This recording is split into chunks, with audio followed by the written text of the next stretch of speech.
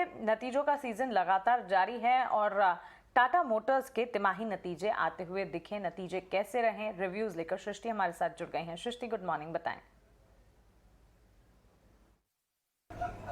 थोड़ा निराशाजनक देखने को मिला है, क्योंकि हम देख सकते हैं कि जो आय, EBITDA और मार्जिन का आंकड़ा आया है वो हमारे अनुमान के मुताबिक है, पर बॉटम लाइन में हम उम्मीद कर रहे थे कि कंपनी 415 करोड़ का मुनाफा घोषित करेगी। एक बार फिर कंपनी ने निराश किया है बॉटम लाइन पे, जहां पे उन्होंने 1000 करोड़ से ज़्यादा का घाटा इस बार दर्ज किया है। हालांकि इनका सेगमेंटल परफॉर्मेंस देखें तो वो इतना ज़्यादा निराशाजनक नहीं है, क्योंकि इनके JLR EBIT मार्जिन करीब 2% का आया है, वहाँ पे तिमाही दर तिमाही सुधार देखने को मिला है। और साथ ही इनके पैसेंजर व्हीकल और कमर्शियल व्हीकल में भी मार्जिन सुधरते हुए नजर आए हैं। डिमांड को लेकर कंपनी काफ़ी ऑप्टिमिस्टिक है और इसी के साथ साथ आने वाले समय में FY24 तक पूरी तरीके से कर्ज मुक्त होने का भी कंपनी ने टारगेट रखा है। आगे चल के अपने जो फ्री कैश फ्लोज है वो भी बढ़ाने का इन्होंने सामने लक्ष्य रखा है। तो मैनेजमेंट की कमेंट्री स्ट्रॉन्ग मानी जा सकती है, पर बॉटम लाइन में एक बार फिर कंपनी ने घाटा दर्ज किया है, जहां पे दो अहम कारण हैं। सबसे पहले जो इनका कॉस्ट ऑफ मटेरियल है वो बढ़ता हुआ नजर आया है, साथ ही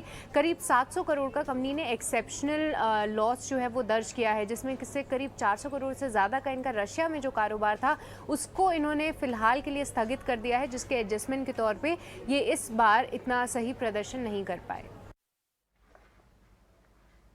ओके, तो ये है टाटा मोटर्स के नतीजों के अनुमान, और आज ये स्टॉक कैसे रिएक्ट करता है इस पर फोकस हम रखेंगे। लेकिन कल बाजार बंद होने के बाद इसके अलावा भी कई सारे नंबर्स आते हुए दिखे और साथ ही खबरें भी ढेर सारी थी जिस पर हमें फोकस रखना है। रिजल्ट स्पेसिफिक एक्शन और खबरें लेकर हमारे साथ शरद जुड़ गए हैं। शरद, खबरों के साथ रिजल्ट्स के साथ शुरुआत कीजिए। Good morning. Good morning Mansi. तो आपके LNT भी फोकस में रहने वाला है। निफ्टी की कंपनी है और देश की सबसे बड़ी इंफ्रा कंपनी है। यहाँ पे जो आंकड़े नंबर्स आए हैं, हालांकि थोड़े कह सकते हैं वीक नंबर्स आए हैं। आप पैट ले लीजिए, सेल्स ले लीजिए, ये जो है बिलो एस्टिमेट्स आए हैं। हालांकि जो EBITDA है, जो ऑपरेशनल नंबर्स हैं, आपके मार्जिन्स हैं, ये जो है लगभग इनलाइन आए हैं एस्टिमेट्स को लेके। ऑर्डर के बारे में बात करें तो ऑर्डर बुक लगभग 3.6 लाख करोड़ का है और ऑर्डर बुक अगर Q4 में देखें तो लगभग 46% का ग्रोथ देखने मिला है।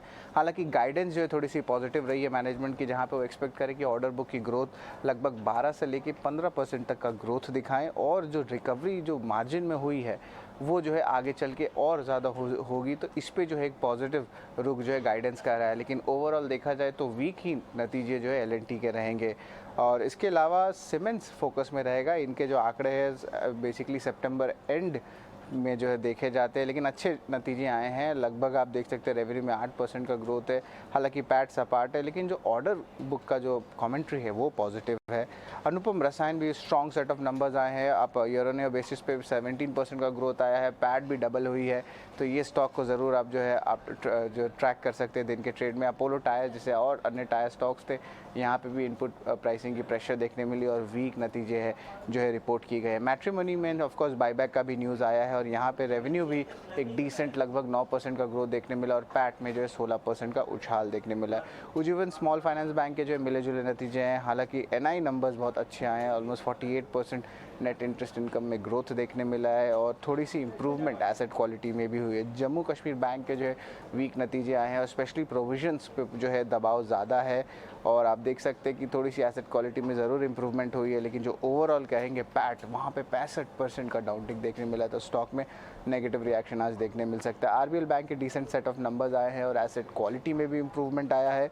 गुजरात स्टेट पेट्रोनेट फोकस में रहेगा और यहाँ पे हम लोग क्वार्टर ऑन क्वार्टर बेसिस पे जो है नंबर्स देखे हैं और नंबर्स वीक आए हैं। रेवेन्यू में 8% का डाउनटिक देखने मिला है। ऑपरेशनल नंबर्स में भी जो है प्रेशर देखने मिली और वॉल्यूम्स भी कम हुई हैं। इसके अलावा Aditya Birla capital BFSI space से स्ट्रॉन्ग नंबर्स पोस्ट किए हैं। पूनावाला फिनकॉप हालांकि थोड़े वीक नंबर्स आए हैं BFSI स्पेस से और यहाँ पे जो है कह सकते हैं कि कंपनी के जो रेवेन्यूज़ है वो ऑलमोस्ट 10% बढ़े हैं। लेकिन एक इम्पॉर्टेंट बात है कि कंपनी जो है अभी आप कह सकते हैं घाटे से मुनाफे में आए हैं। तो एक टर्न अराउंड जो है इस पे एक जो है थीम पे स्टॉक को ज़रूर आप देखिएगा। क्रेडिट एक्सेस ग्रामीण स्टॉक, यहाँ पे भी अच्छे नंबर्स आए हैं। पैट में 84% का उछाल देखने मिला है और उसके अलावा वेल्सपर इंडस्ट्रीज़ के भी नंबर्स आए थे देर रात। यहाँ पे जो है आप रेवेन्यू में भी प्रॉब्लम आया है, लगभग 15% का डी ग्रोथ है और एबिडा मार्जिन्स हालांकि थोड़ी ज़रूर इम्प्रूव किए हैं ऑपरेशनल एफिशिएंसीज़ के लिए, लेकिन मिले जुले नतीजे देखने मिले। और आखिरी में बात करेंगे एचपी एडेसिव्स की, वीक नतीजे आए हैं। आपके सारे ब्रॉड लाइन नंबर्स, रेवेन्यू में ऑलमोस्ट 31% का गिरावट और अगर मार्जिन्स देखें तो वहाँ पे ऑलमोस्ट 600 बेसिस पॉइंट्स का डाउनटिक देखने मिला। तो स्टॉक जो आज प्रेशर में रह सकता है। तो ये ओवरऑल जो है आपकी अर्निंग स्पेसिफिक नंबर्स थे और मोस्ट ऑफ द अर्निंग्स आप मिड कैप्स में कहेंगे यहाँ पे इनपुट कॉस्ट से जो मारे के कारण जो उनके बॉटम लाइन नंबर्स पे जो है एक इम्पैक्ट पड़ी है।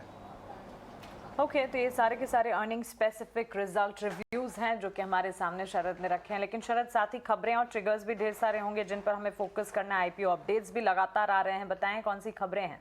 जी बिल्कुल, सबसे पहले आईपीओ अपडेट्स के बारे में बात कर लेते हैं। तो डिलीवरी की जो आज आखिरी दिन है आईपीओ की और अभी तक देखा गया बहुत एक सुस्त रिस्पांस डिलीवरी का आया है।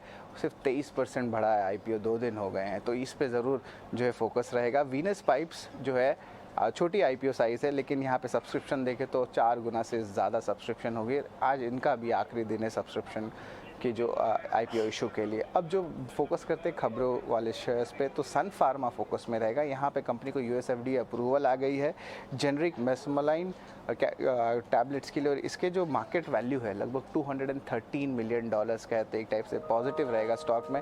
एनएचपीसी, टाटा पावर और अदानी एंटरप्राइज, ये तीनों स्टॉक्स भी फोकस में रहने वाले हैं। बहुत सारे ईपीसी कॉन्ट्रैक्ट्स जो सोलर पीवी प्रोजेक्ट्स होते हैं उनमें दिए गए हैं, जिसमें अदानी इंफ्रा को 600 मेगावाट का मिला है, 4300 करोड़ का प्रोजेक्ट, और अगर टाटा पावर ले तो इनको भी 300 मेगावाट का प्रोजेक्ट मिला है और इनको लगभग 1730 करोड़ का जो है टोटल अमाउंट रहा है। इंडिगो भी ऑफ कोर्स जो है बहुत सारे एयर बबल अरेंजमेंट्स खुल चुके हैं। तो इंडिगो की जो एयर फ्रांस KLM जो एयरलाइंस हैं, उनकी नेशनल एयरलाइंस फ्रांस की, उनके साथ जो है कोड शेयर पैक्ट करने वाले इंडिगो। अब ये कोड शेयर पैक्ट एक सिंपल चीज़ होता है, जब इंडिया के जो एयरलाइंस होते हैं बाहर के एयरलाइंस के साथ टाई अप कर लेते हैं जहाँ पे वो इंटरनेशनल डेस्टिनेशंस में ऑपरेट कर पाए। स्पाइस जेट का भी टर्किश एयरलाइंस के साथ ऑलरेडी है, तो ये भी एक टाइप से एक पॉजिटिव रुख माना जाता है एयरलाइन कंपनीज़ के लिए। मैट्रिमोनी में जो है इंपॉर्टेंट बाईबैक का अप्रूवल आया है और लगभग 75 करोड़ का बाईबैक है और बाईबैक का जो प्राइस है ऑलमोस्ट 1150 रुपीज़ प्रति शेयर पे है। और आखिर में बात करेंगे विप्रो का, उनको भी 5 साल का कॉन्ट्रैक्ट मिला है डिजिटल सॉल्यूशंस कंपनी स्कैनिया पे। ओके, तो ढेर सारी खबरें हैं जिस पर हमें फोकस करना है। शरद, आपका शुक्रिया ये सारी की सारी खबरें हमें बताने के लिए। ऑफ कोर्स आईपीओ अपडेट्स पर भी ज़रूर नज़र रखें क्योंकि डिलीवरी आईपीओ का आज आखिरी दिन है। सुस्त रिस्पांस ज़रूर देखने को मिला है। दूसरे दिन तक अगर देखें इशू करीब 23% तक भरता हुआ हमने देखा है। वीनस पाइप्स एंड ट्यूब्स के आईपीओ, अगर इस आईपीओ और इस सेगमेंट की भी अगर बात करें इन दिनों ये काफ़ी हद तक फोकस में है। आईपीओ का आज आखिरी दिन है और दूसरे दिन करीब 4 टाइम्स ये भरता हुआ दिख चुका है।